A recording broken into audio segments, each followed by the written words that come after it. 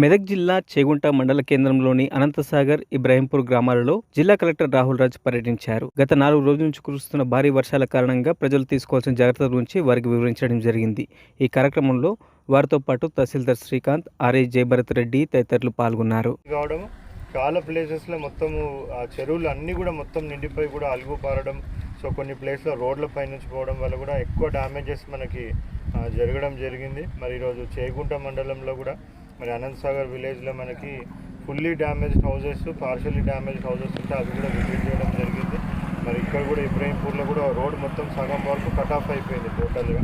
So మరి ఇటువంటి damages అంతా అవేలిగన్పూర్, శంకరంపేట, రామాయంపేట, నిజాంపేట, సో ఇక్కడ ఈ చేగుంట ఈ మండలాలంతా ఎక్కువ పెద్ద ఎత్తున డ్యామేజెస్ జరిగినాయి. కాబట్టి ఆనరబుల్ సీఎం గారి ఇన్స్ట్రక్షన్స్ ప్రకారం మరి ఆర్ఎండ్బి, పిఆర్, ఇరిగేషన్, సో అన్ని డిపార్ట్మెంట్స్ ఎక్కడెక్కడైతే మనకు నష్టం జరిగిందో వాటన్నిటిది కూడా మొత్తం మనము ఎస్టిమేట్స్ అవన్నీ కూడా వేయడం జరిగింది.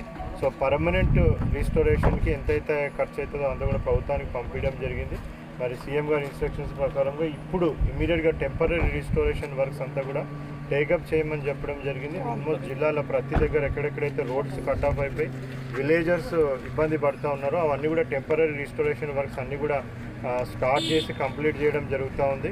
ఎక్కడైతే ఇంకా మనకి పెద్ద ఎత్తున కొద్దిగా వర్క్స్ ఉన్నాయో అవన్నీ కూడా ఇంకొక 3-4 రోజులలో అవన్నీ కూడా కంప్లీట్ చేసి ట్రాఫిక్ అంతా కూడా పునరుద్ధరించడం జరుగుతుంది. సో అదేవిధంగా హౌస్ డ్యామేజెస్ కూడా సుమారుగా పార్షియల్లీ డ్యామేజెస్ ఒక 1000 వరకు ఉన్నాయి మన జిల్లా వ్యాప్తంగా.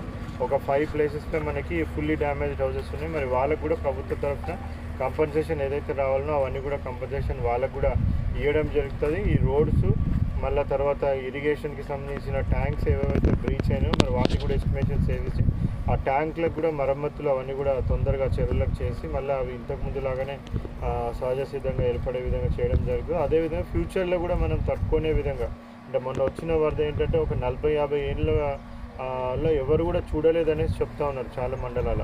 మరి ఇటువంటి పెద్ద ఎత్తున వరద వచ్చినా కానీ కూడా దాన్ని తట్టుకునే విధంగా మరి మన కల్వర్ట్స్, బ్రిడ్జెస్, కాజ్వేస్ ఇవన్నీ కూడా ఇంకా హైట్ పెంచేయవలసిన ఛాన్సెస్ ఎక్కడెక్కడైతే అవసరమైతే అవన్నీ కూడా డిపార్ట్మెంట్స్ అంతా కూడా మొత్తము ఎస్టిమేట్స్ చేస్తూ ఉన్నారు. దాని ప్రకారంగా వాటన్నిటిని కూడా పెంచి సో శాశ్వత పరిష్కారం వచ్చే దిశగా కూడా మనము చేయడం జరుగుతుంది. మరి ప్రజలందరూ కూడా ఇంకా కొద్దిగా అప్రమత్తంగా ఉండాల్సిన అవసరం ఉంది. సో ఎందుకంటే వర్షాలు మొత్తం తగ్గిపోలేదు. మరి రానున్న రోజులలో సెప్టెంబర్లో కూడా మనకి భారీ నుంచి అతి భారీ వర్షాలు కురిసే అవకాశం ఇంకా కూడా ఉంది. కాబట్టి ఎప్పుడెప్పుడైతే వర్షాలు పడుతూ ఉంటాయి, సో ఈ చెరువులన్నీ అలుగులు బారుతూ ఉంటాయో, సో దయచేసి అటువంటి టైంలో ప్రజలు ఎవరు కూడా బయటికి రాకుండా, అత్యవసరం అయితే తప్పితే బయటికి రాకుండా ఉన్నట్లయితే మనము ఈ ప్రవాహంలో కొట్టుకుపోయి చనిపోవడం అనేది కూడా జరిగే ఛాన్సెస్ ఉంటుంది. కాబట్టి దాన్ని అరికట్టడానికి వీలుంటుంది. సో ప్రజలందరూ కూడా స్వయ నియంత్రణ పాటించాలనేసి కూడా కోరుకుంటూ, మళ్ళీ మనకి ఇప్పుడు సీజనల్ వ్యాధులు కూడా వచ్చే ఛాన్సెస్ ఉంటాయి.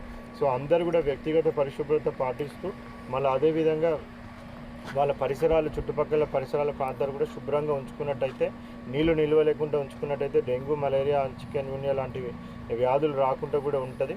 మరి రేపటి నుంచి మన జిల్లా వ్యాప్తంగా కూడా స్పెషల్ శానిటేషన్ ఒక వారం పాటు కూడా మనం స్టార్ట్ పెడతా ఉన్నాం. సో ఈ వారం పాటు కూడా పంచాయత్ సెక్రటరీస్, మళ్ళీ ఆశాసు, ఏఎన్ఎంస్ కూడా ఇంటింటికి తిరిగి ఫీవర్ సర్వే చేయడము, అదేవిధంగా ఎక్కడైనా నీళ్ళు నిల్వ ఉంటే అవన్నీ కూడా నిల్వ లేకుండా చూసుకోవడము, జ్వరాలు ఏమైనా ఉంటే కూడా దాని మీద తక్షణ చర్యలు తీసుకోవడానికి ఒక వారం పాటు మనము స్పెషల్ శానిటేషన్ డ్రైవ్ కూడా జిల్లా వ్యాప్తంగా కూడా చేయడం జరుగుతుంది. మరి ప్రజలందరికీ విజ్ఞప్తి ఏంటంటే మీరు కూడా మీ అంతు స్వయంగా మీరు కూడా మీ ఇంటి చుట్టుపక్కల పరిశుభ్రంగా ఉంచుకుంటూ నీళ్ళు నిల్వ లేకుండా ఉంచుకోవడానికి అందరు కూడా సహాయ సహకారాలు అందించాలని కూడా కోరుకుంటాము. Thank you.